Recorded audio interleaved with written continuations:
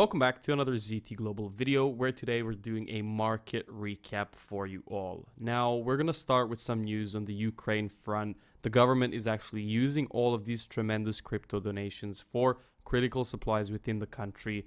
And obviously, since I'm here only to give you guys info in an unbiased manner, I'm not going to be commenting on the politics of the situation, but rather I'm going to show you things such as ZT Global's newly listed coin, Serve. I'm going to show you a few very interesting tweets, one of which I did this morning with bullish Bitcoin, which actually turned out to be a very nice trade, some market watch statistics, and a lot more. So essentially, this is your one-stop shop for good info in the crypto world and a good way to start off your Monday, which this week might be one of the most difficult weeks of this whole year, with the UN literally talking right now. I'm looking at them right above my monitor, and they're still trying to find a decision about what to do.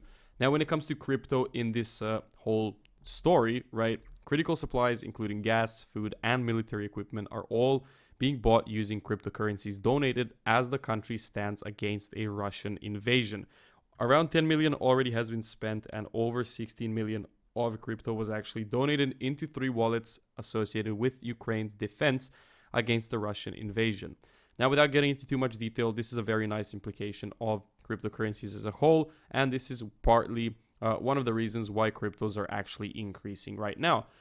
Another reason is the fact that Russia actually tweeted or stated, or I'm not sure where that happened, but I did hear that today, that they will be changing all of their money into a digital currency. Now, I do believe I actually tweeted on that as well very recently. So crypto pumping on news that Russia will introduce a digital currency, but it is just a digital version of the ruble. People are, a little bit dumb in my opinion, because it did seem like a bull trap for the moment.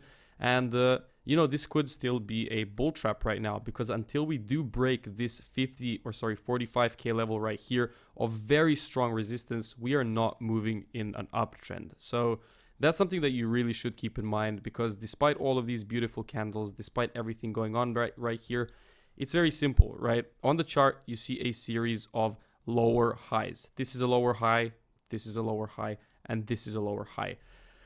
And by definition, a downtrend is a series of lower highs and lower lows. It only turns into an uptrend once the previous lower high is actually broken out of, and then you can start an uptrend, right? So that's what I would be waiting for when it comes to Bitcoin. If you are a bull, I'm neither a bull nor a bear. I just simply react to what the market is giving me. And currently the market is looking quite bullish until into the 45K level. So we could mark this area as an important zone to keep in mind once the price actually reaches it.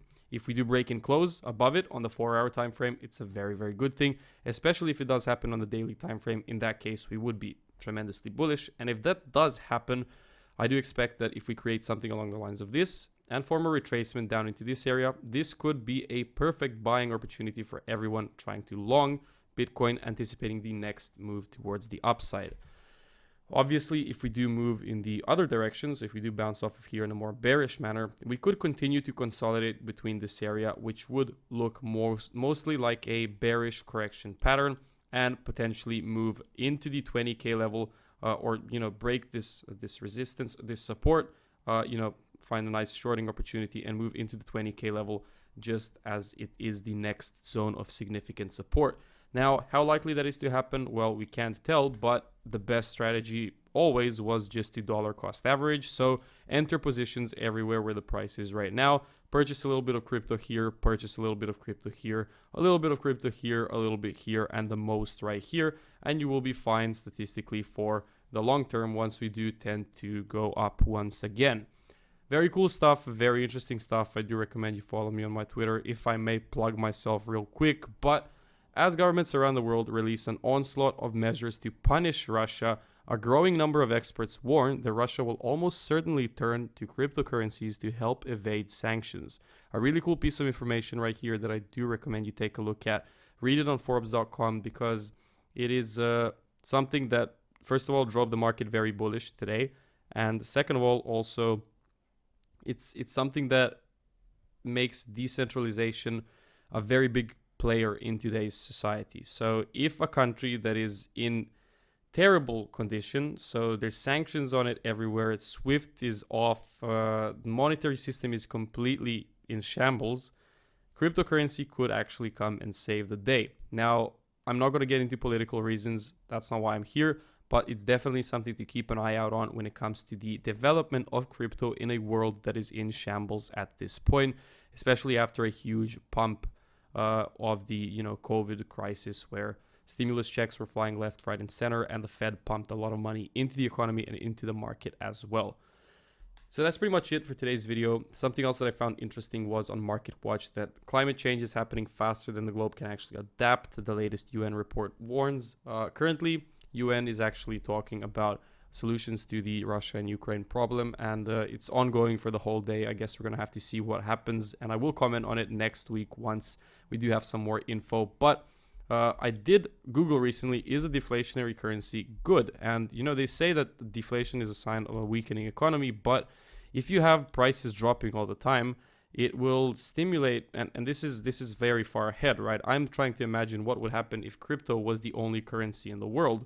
Well, if prices of everything tend to fall over time, which is the definition of deflation, it essentially means that people would have to be more innovative to maintain an edge. So people had to innovate how to find a cheaper way to produce stuff, and also a cheaper way to sell stuff, a cheaper way to transport stuff, logistics and everything. And this could actually point us in the direction of more sustainable ways of business, which is also a very, very important thing.